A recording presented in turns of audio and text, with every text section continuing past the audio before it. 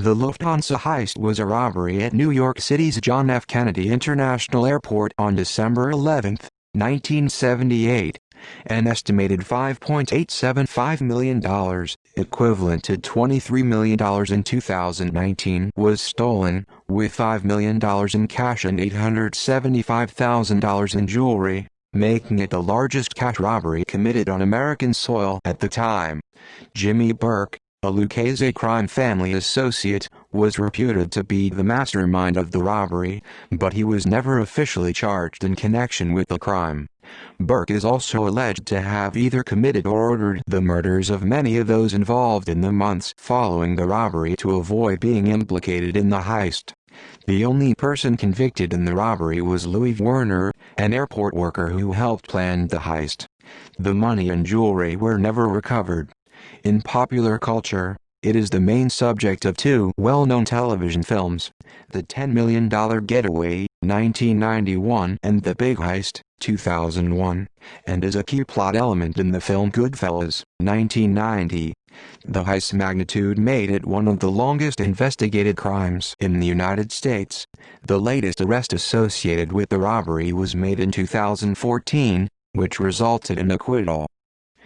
Planning the heist was planned by Jimmy Burke, an associate of the LiCastri crime family, and carried out by several associates. The plot began when bookmaker Martin Krugman told Henry Hill, an associate of Burke's, Lufthansa flew in currency to its cargo terminal at John F. Kennedy International Airport. The information had originally come from Louis Werner, a worker at the airport who owed Krugman $20,000 for gambling debts, equivalent to $84,000 in 2019, and from his co-worker Peter Grunwald. Werner and Grunwald had previously been successful in stealing $22,000 in foreign currency, equivalent to $99,000 in 2019, from their employer Lufthansa in 1976. Burke decided on Tommy DeSimone, Angelo Seep, Louis Cafora, Joe Maneri, Paolo LiCastri and Robert McMahon as the robbers. Burke's son Frank would drive one of the backup vehicles and Parnell Stax Edwards' job was to dispose of the van afterwards.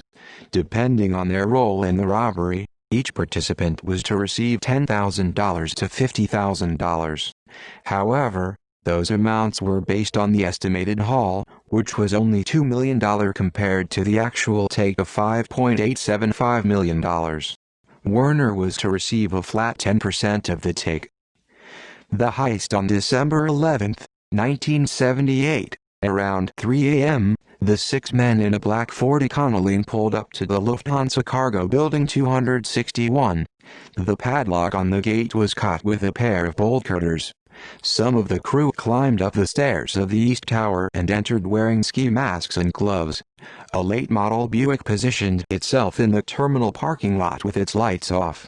Inside the terminal, John Murray, a senior cargo agent, was the first employee to be taken hostage. He was walked into the lunchroom where 5 other Lufthansa employees were on their meal break since 3 a.m., and ordered to lie flat on the floor with their eyes closed. Murray was asked who else was in the warehouse. He said that Rudy Eric, the night shift cargo traffic manager, and Kerry Whalen, a cargo transfer agent, were there. Murray was forced to lure Eric to come upstairs. He joined the rest of the captured employees. Outside the terminal, Whalen noticed 2 unmasked men sitting in a black van parked at the Lufthansa Cargo Building 261 ramp as he drove past. Whalen parked and walked toward the van. One of the men told him to get in the van. Whalen screamed for help as he ran, but was pistol-whipped and thrown into the van. He was brought to join the other hostages in the lunchroom. Inside the warehouse, employee Ralph Redman heard a noise by the loading ramp and went to investigate. He was captured and brought with Whalen to the lunchroom to join the others. Some of the robbers took Eric at gunpoint to the double-door vault. They removed 72 15-pound cartons of untraceable money from the vault and placed it in the van. At 4:21 a.m., the van pulled to the front of the building and the crashed car pulled in behind. 2 gunmen climbed in the van as the others got into the Buick. The employees were told not to call the Port Authority police until 4:30 a.m., when the first call to police was recorded. The robbers drove to meet Burke at an auto repair shop in Canarsie, Brooklyn. The boxes of money were removed from the van and placed in the trunks of the two automobiles. Burke and his son drove off in one car. Four others, Manry, McMahon, Desmond and Seep, drove away in the second car. Aftermath. Investigation. Parnell Stacks. Edwards had failed to get rid of the van that had been used in the heist. Edwards was supposed to have driven the vehicle to New Jersey, where it, along with any potential evidence inside, was to be destroyed in a junkyard belonging to John Gotti.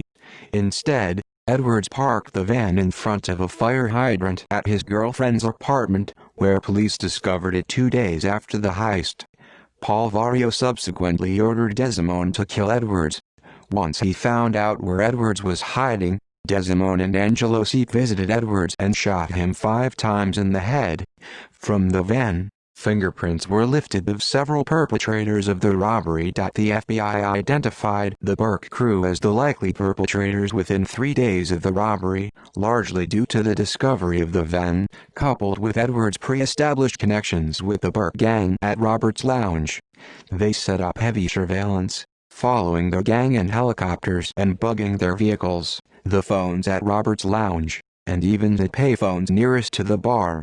The FBI managed to record a few bits of tantalizing chatter despite the background sounds of rock and disco music, such as Angelo Seep telling an unidentified man about a brown case and a bag from Lufthansa, and his telling his girlfriend Hope Barron, "I want to see, look where the money's at, dig a hole in the cellar and audible rear lawn," but this was not enough to definitively connect Burke's crew to the heist, and no search warrants were issued. According to Henry Hill, Jimmy Burke became paranoid and agitated once he realized how much attention Edwards' failure had drawn, and resolved to kill anyone who could implicate him in the heist, starting with Edwards himself.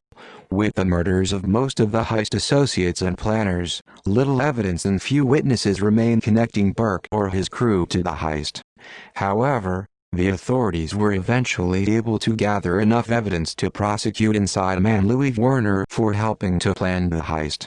Werner was the only man convicted of the robbery, in 1979, and was sentenced to 15 years in prison. LiCastri crime family associate Donald Francos later expressed frustration with being a close friend of Burke's and regular habitué at Robert's Lounge but not involved in the actual heist. In his biography Contract Killer, the explosive story of the Mafia's most notorious hitman Donald, the Greek Francos. Later, when Whelan was interrogated by the authorities, he was shown police archive photos and positively identified one of his assailants as Angelo Seep. Eric later reported that the robbers were well informed and knew all about the safety systems in the vault, including the double-door system, whereby one door must be shut in order for the other one to be opened without activating the alarm. The robbers ordered Eric to open up the first door to a 10 by 20-foot room. They knew that if he opened the second door, he would activate an alarm to the Port Authority police unit at the airport. Vincent Asaro, a high-ranking member of the Bonanno crime family, was arrested on January 23, 2014, in conjunction with an indictment charging him with involvement in the Lufthansa heist. His cousin Gaspar Valenti was testifying against him. The case against Asaro was based on an informant who is referred to by Asaro's attorney as one of the worst witnesses I've ever seen. Daniel Simone, who co-authored the book The Lufthansa Heist, in collaboration with Henry Hill, reported to the New York Post's Page 6 that Hill told him that Asaro had no involvement in the robbery. On November 12, 2015, Asaro was acquitted of all charges connected to the Lufthansa robbery by a jury in federal district court in Brooklyn. The stolen cash and jewelry were never recovered.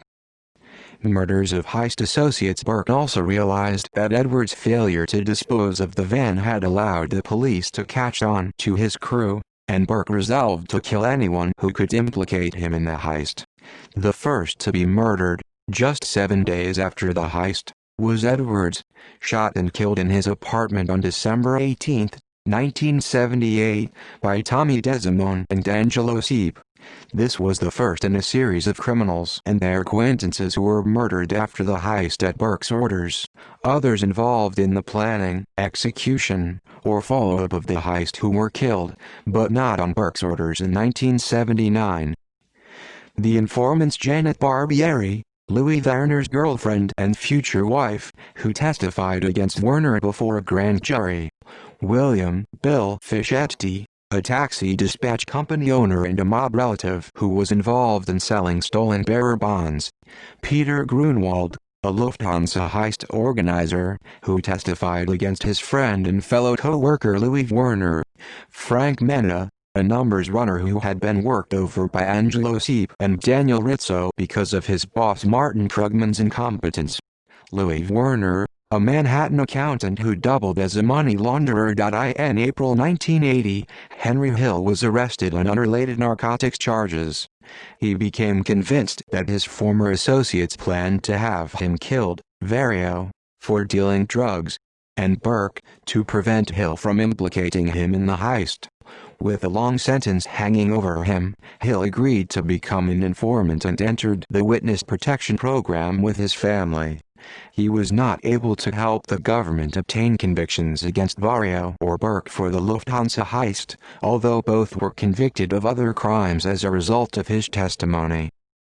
Books. On April 7, 2015, author Robert Zberna released the book The Mystery of the Lufthansa Airlines Heist with collaborator Dominic Sakale, a former member of the Bonanno crime family. According to Sakale, between $2 million and $4 million of the Lufthansa loot was stashed in a safe deposit box by Jimmy Burke. The keys were given to his daughters, Kathy and Robin. Sakale reported that Kathy Burke's husband Anthony Bruno Indelicato, a Bonanno capo, gained access to the box with Vincent Bosciano, also a Bonanno capo. Sakale said that Bosciano spent $250,000 of the money on a movie that was never produced. The remainder was lost at casinos by Bosciano. In 2014, airport employee Carrie Whalen self-published a book about the heist called Inside the Lufthansa HEIT. The FBI Lied. In July 2015, Roman and Littlefield published a book titled The Lufthansa Heist, co-authored by Daniel Simone and mobster-turned-informant Henry Hill.